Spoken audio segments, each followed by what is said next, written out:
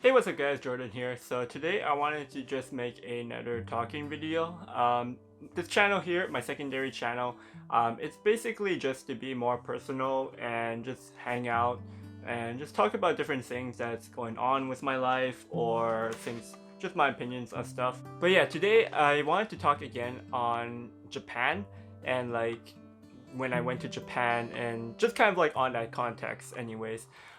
So in this video, I wanted to talk about why I chose Japan, why I had interest in going to Japan, learning Japanese and all that stuff, because I think the reason why I went and it's going to be a little bit different from what like 90% of the people is. So when people ask me why did I choose Japan, why did I want to go to Japan in the first place, um, the reason that I usually give them is that, oh yeah, I'm into Japanese culture, I think the language is beautiful, so I wanted to learn the language. Sometimes I say, oh, because I'm quite the introvert, I'm pretty shy, I wanted to put myself out there.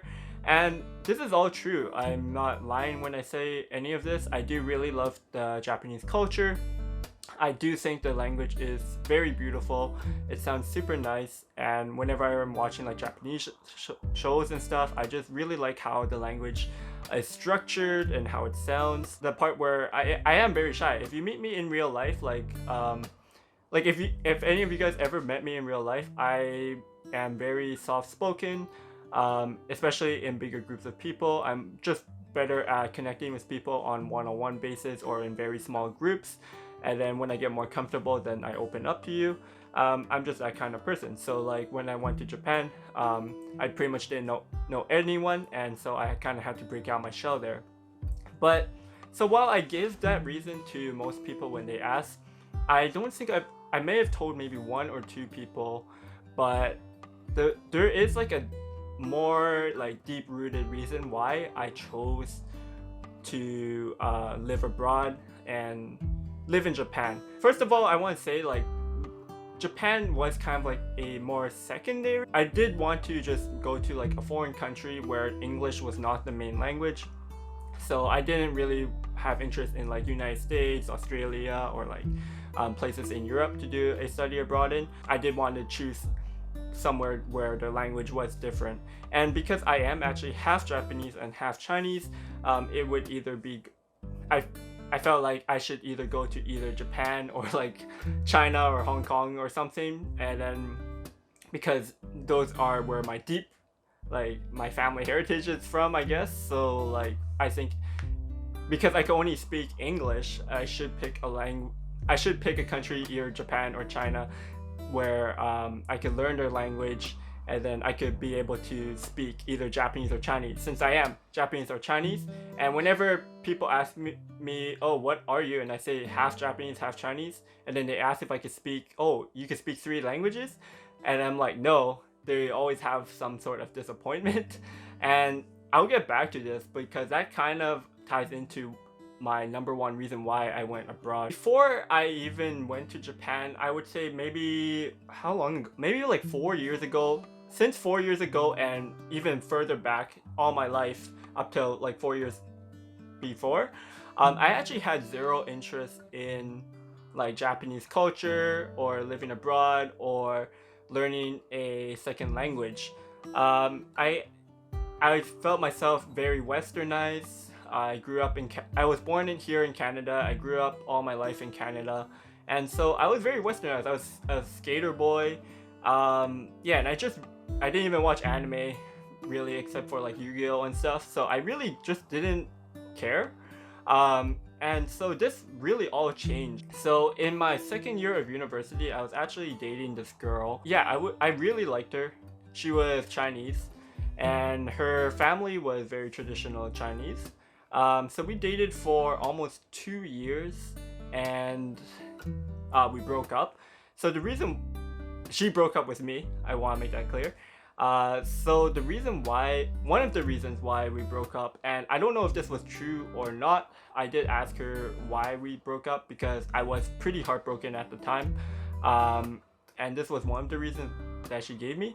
And basically it was because like we're just really different people. She's deep rooted in like Chinese culture and family and all that stuff, whereas I'm very westernized. I'm not as close with like family ties, and yeah. And also her family is pretty much very Chinese. They don't speak much English actually, so it was very hard to communicate with her parents. And so yeah, because of that, because of being unable to communicate with her parents, I kind of had like a bad impression to them. And so they didn't really like me that much.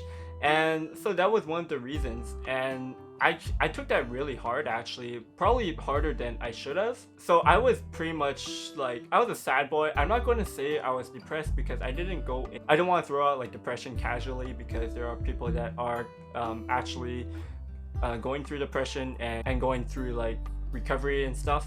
So I don't want to say that because I didn't go in and seek for help, but I don't know. I was a very sad boy for like 8 months, maybe up to a year. And through this time, I was just always negative towards myself. I was like, wow, I'm pretty trash. It made me think about a lot of different things, where I'm currently situated, what I'm currently doing. And one of the things that really hit me was that, and this kind of goes back to where whenever I tell someone, oh, I'm half Chinese, half Japanese, and they ask me, oh, you can speak 3 languages then? I say, no, I can only speak English. And then they have that, oh, you can only speak English, huh? And then I have to give a long explanation. That whole part kind of stuck with me during that time. And then so that's when I started to think, oh, maybe I should start learning either Japanese or Chinese, because especially in my city, Vancouver, our city is very multicultural. It's very common that if you meet someone, they're going to be able to speak multiple languages. And because I was going through university, I was starting to look for job perspective, and also like in dating and everything, I felt like I was a lower than average compared to other people, because everyone could speak multiple languages, and that just already gives them an advantage over me in various different reasons. So that's when I started thinking I need to start learning a new language, because I don't think English is going to be good enough for me if I'm staying here in Vancouver, or if I'm going somewhere else. And if I go to like a major city, they're probably multicultural as well. So at that point, I was like, okay, I want to learn a new language.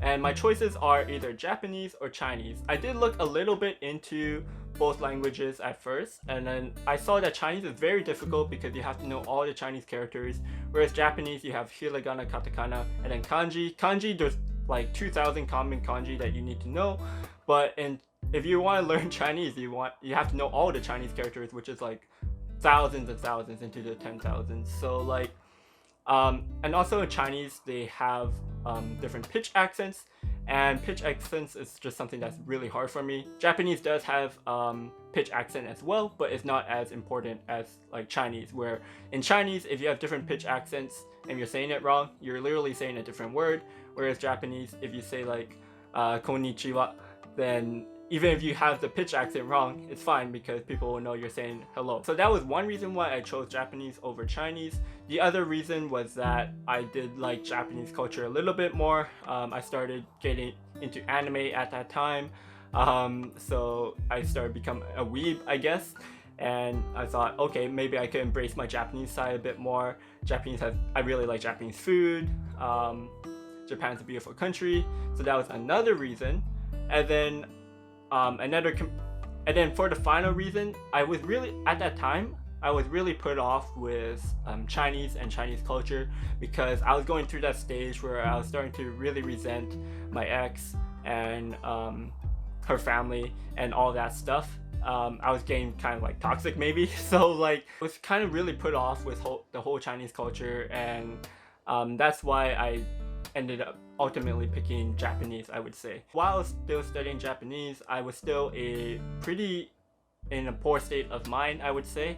So I felt like I was always thinking about my ex still at that time, and so I felt like I needed a way to escape kind of like I felt like I was in a really bad place for myself mentally. So I talked to my parents about it and decided that I should and decided to study abroad. And of course, I wanted to study abroad in Japan since I wanted to improve my language skills there.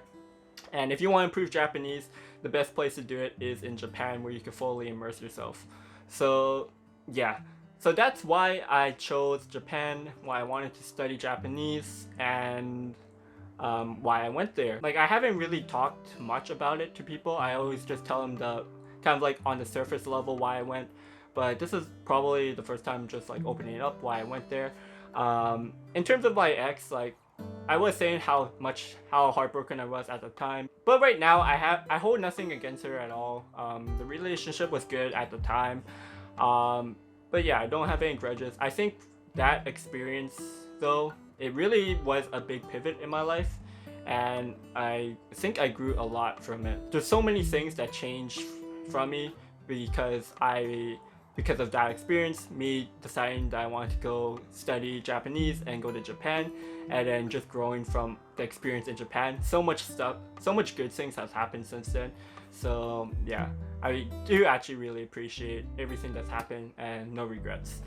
And yeah, if you enjoyed the video, guys, make sure you give it a thumbs up and subscribe to the channel for just more content like this. And comment down below if you've ever had like that kind of life changing experience, like whether it's a good experience or a bad experience, and kind of like how did you change from it. You don't have to go into detail, of course, if you're not comfortable about what happened. I don't expect anyone to tell me really private stuff, but yeah, you could just kind of say, oh yeah, I've had a similar experience or something like that. So thanks for watching, and I'll see you everyone next time. See ya.